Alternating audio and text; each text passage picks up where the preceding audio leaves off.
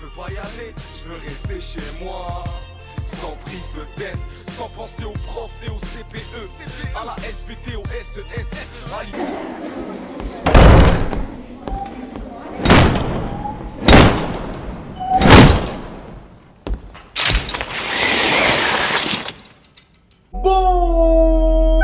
Bonjour les sixièmes.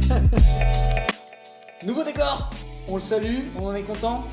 Rogue avec une écharpe de l'OL, rien de mieux non? J'espère que vous allez bien, moi je suis super content de vous retrouver. Et je vous retrouve pour une nouvelle séance autour de la thématique du monstre dans la littérature. Il y a 2 séances, on a parlé de la description et de comment organiser une description. Il y a une séance, on a parlé des adjectifs qualificatifs et on s'est demandé comment s'en servir. Qu'est-ce qu'on pourrait bien faire maintenant?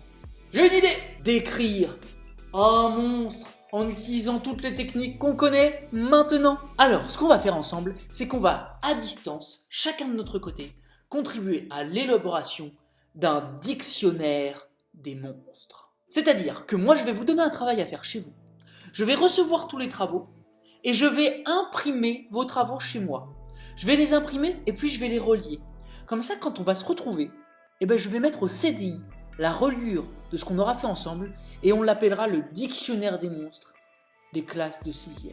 On va vraiment faire un petit livre ensemble. Alors vous vous chargez d'écrire et moi je me charge de la reliure et de la mise en forme. Ok? Pour faire ça, on va s'atteler aujourd'hui à une séance d'écriture, mais une séance d'écriture qui va être très codifiée. Vous allez devoir suivre des règles que je vais vous donner. Toutes ces règles sont sur le PDF que j'ai mis en fichier joint sur Pronote. J'essaye d'en mettre le plus possible en description, mais vous allez devoir surtout bien m'écouter pour bien comprendre ce que vous avez à faire. Allez, c'est parti. Première chose, prendre une feuille blanche A4, une feuille d'un format tout à fait classique. Vous pouvez prendre une feuille de dessin par exemple, ça pourrait être très joli. Sinon vous prenez une feuille à carreaux. Cette feuille, elle peut être colorée ou pas, c'est vous qui choisissez. Ce qui m'importe, c'est que cette feuille, vous la preniez en position verticale, c'est-à-dire comme ça. Je prends ma feuille comme ça, dans ce sens-là. Ok? On prend tous sa feuille comme ça? Super. Ensuite, on suit la consigne. Commencez par une lettre ornée. Une lettre ornée avec une calligraphie, c'est-à-dire une écriture originale à l'image du monstre choisi. Ça veut dire qu'en haut à gauche de votre phrase, vous devez écrire la première lettre du mot qui désigne le monstre que vous avez choisi et que cette lettre doit être écrite dans une forme particulière. J'ai choisi de parler du vampire.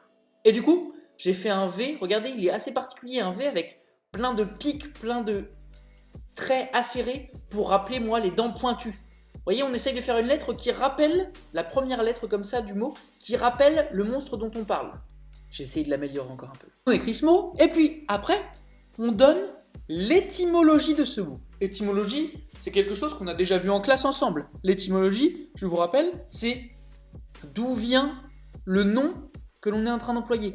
D'où est-ce que ça vient? Est-ce que c'est tiré du grec, du latin, de l'anglais? Vous savez, on a même vu qu'il y avait des termes qui étaient tirés de l'arabe ou d'autres langues.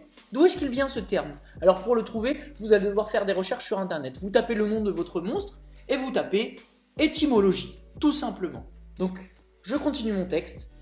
De l'allemand vampire, dérivé du serbe vampire, il désigne d'abord une chauve-souris.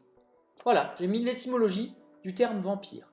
Troisième point, vous allez devoir donner son portrait physique, le décrire. Et attention, c'est là qu'on va essayer de se souvenir de tout ce qu'on a dit dans les séances précédentes, et notamment sur la séance où on parlait de Dracula le vampire. Le portrait physique que je veux qu'il soit précis, mais surtout je veux qu'il soit organisé. Rappelez-vous, Dracula, on partait de ce qui est le plus visible jusqu'à ce qui est le moins visible. Je vous ai dit, un portrait, on peut partir de bas en haut, de haut en bas, de gauche à droite, comme vous voulez, mais il faut que ça soit organisé. Et regardez ce que je vous demande, d'utiliser des adjectifs. Utilisez le plus d'adjectifs possible. Plus vous en utilisez, plus votre prof est heureux, plus votre note augmente. Sur le fichier joint, c'est ce que j'ai appelé son portrait robot 2 points. Donc là, vous écrivez. Vous pouvez, à droite de ce portrait, me mettre une image de ce monstre. Alors si vous avez une imprimante et que vous pouvez imprimer, faites-le. Mais si vous voulez dessiner aussi ce monstre, s'il vous inspire, faites-le aussi. Attention, comme dans l'exemple proposé, mettez bien la source. Où est-ce que vous avez trouvé cette image? Regardez, je vous ai donné un exemple. Si par exemple vous prenez une peinture, vous mettez le nom de la peinture, le nom du peintre et vous dites où vous l'avez trouvé, sur quel site. D'accord? Ok? Vous dites bien d'où ça vient. Ça c'est très important de sourcer les images qu'on utilise et les textes qu'on utilise. Ensuite, nouvelle étape, plus bas, donnez une de ses aventures. Racontez brièvement, d'accord? En 4 à 5 lignes, une aventure qu'il a vécue. Et prenez soin, d'accord, quand vous écrivez cette aventure, qu'il y ait à l'intérieur la mise en valeur de ses pouvoirs ou de son pouvoir, d'accord? Racontez une petite aventure, vous tapez le nom de votre monstre sur internet, vous cherchez ce qu'il a vécu et vous le résumez, d'accord? Un petit résumé de son aventure. Ensuite, et c'est probablement ce qu'il y a de plus nouveau, quelque chose qu'on n'a jamais fait ensemble, à la fin, vous allez devoir conclure par 3 ou 4 mots-clés. 3 ou 4 mots-clés, et j'ai mis, pour vous aider, des synonymes ou des renvois à d'autres articles. Je m'explique. Je vais me poser la question pour mon monstre, qu'est-ce qui le définit avec un mot? Qu'est-ce qu'il définit avec 2 mots? Avec 3 mots, 4 mots. Si vous arrivez jusqu'à 4 mots, c'est parfait. Je me demande comment je pourrais le définir, comment je pourrais en parler rapidement à quelqu'un qui ne le connaît pas du tout. Eh bien moi, par exemple, pour le vampire, je mettrai à la fin de mon texte mots-clés, 2 points, dents, sang, chauve-souris. Quand vous avez fini, si vous voulez, vous pouvez décorer votre page, me faire quelque chose de magnifique. Ce sera quelque chose qui sera exposé au CDI à la rentrée. Donc voilà, plus c'est beau, mieux c'est. Vous pouvez marquer votre nom en bas à gauche, en haut à droite, où vous voulez. Le marquer assez discrètement, d'accord? Pour pas que ce soit la chose principale qu'on voit, que les autres élèves vont voir. Mais moi, il faut que je vois votre nom. Vous me l'envoyez, et moi, je vous donne une note sur 20.